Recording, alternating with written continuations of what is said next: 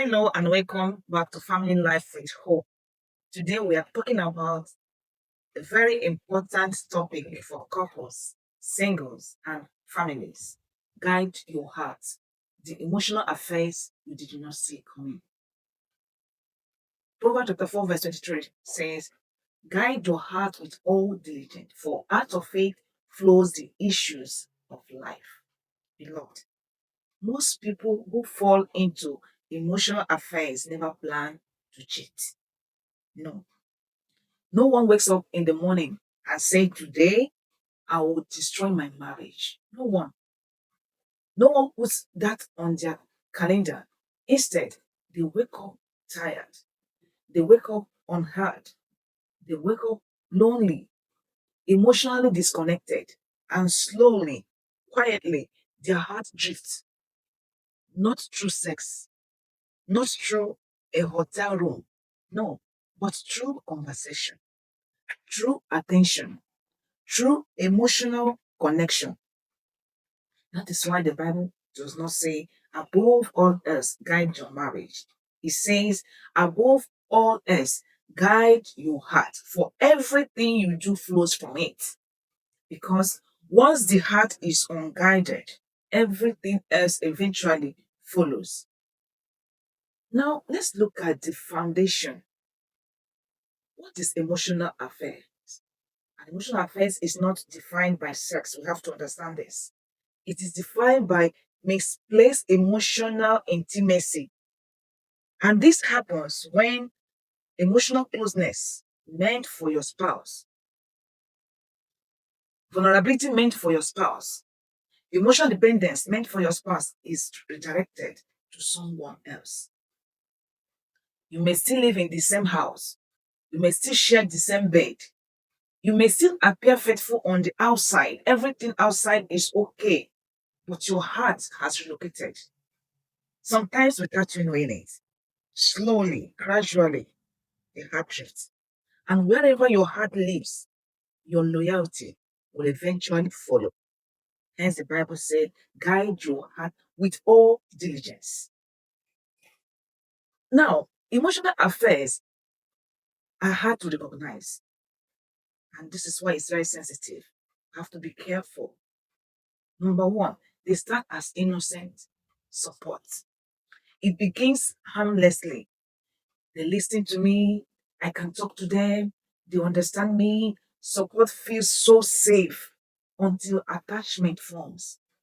What starts as empathy slowly becomes dependence.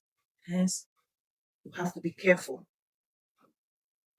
Two, they feel safe because they are not physical. There is no touching. There is no kissing. No obvious wrongdoings. So the conscience relaxes. I'm not committing any sin. I'm not doing anything wrong. Why the heart crosses the lines? We forget that God judges the heart, not just behavior. Three, they grow in secrecy. When conversations become private, when messages are hidden, in the sense that you are no more free with your partner, you begin to delete or hide your messages. When this begin to happen, when transparency disappears, what is hidden begins to rule. Secrecy is the soil where emotional affairs grow best. So you have to avoid anything secrecy.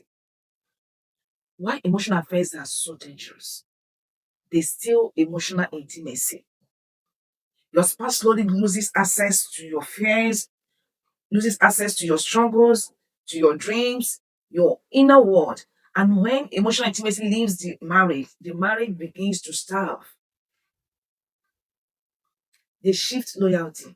You begin protecting the connection. Instead of protecting the covenant, you are protecting the connection. You justify what should be confronted. You have every reason to defend your actions.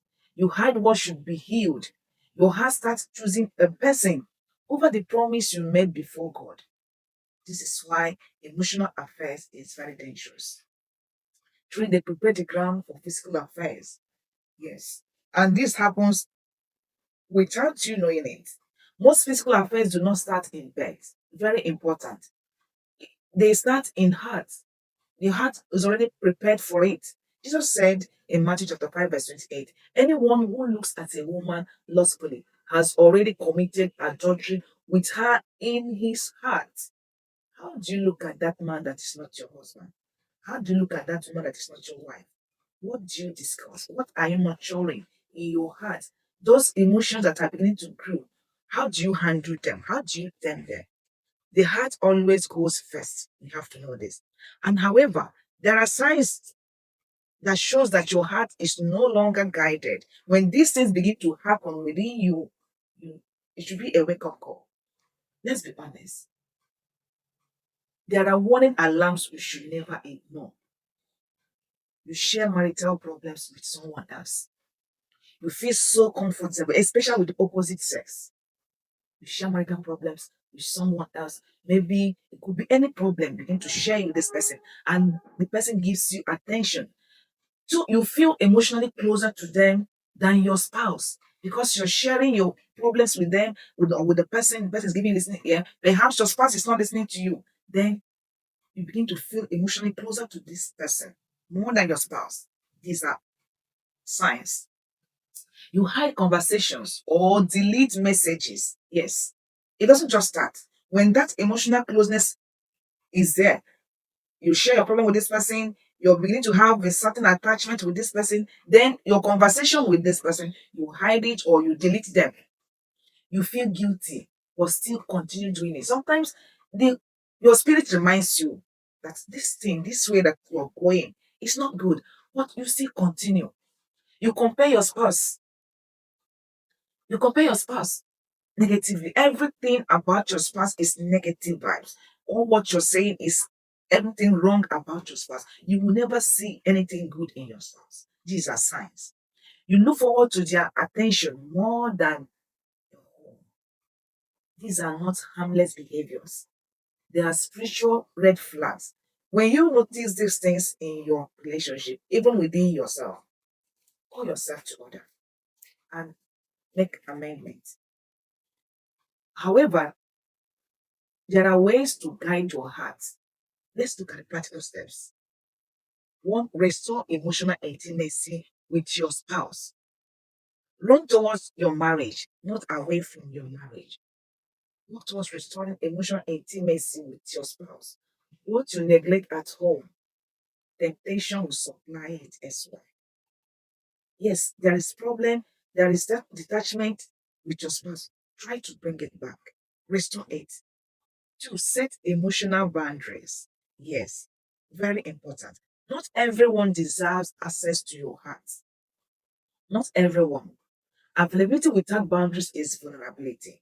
You have to set boundaries, emotional boundaries at that, to guide your heart so that we don't drift without you knowing it. Three, stop confiding in alternatives. Anything that will make you to not to confide with your spouse is a red flag. Don't give in to that. What you refuse to give your spouse, someone else will gladly take it. And Satan will gladly use it against you. So guide your heart, guide your marriage, guide your home. Four, invite accountability. Isolation feeds emotional affairs. Yes. Accountability exposes and heals. Bring light where secrecy once lived. Then seek help. If the situation you can't handle it, there's nothing wrong to seek help. And don't avoid seeking help due to pride. See, pride delays healing. Humility restores homes. Counseling is not weakness. Some see it as it's a sign of weakness, and how can I go and be explaining myself to this person? No, seek help. That's why you have marriage counselors, family counselors, or therapists. Seek help. Seek go and meet a good counselor. It is wisdom. Many marriages don't end suddenly. You have to remember this. They end quietly, one conversation at a time, one secret at a time, one unguided moment at a time. So today, the call is simple: guide your heart, protect your covenant, as protect your marriage, protect your home, protect your family.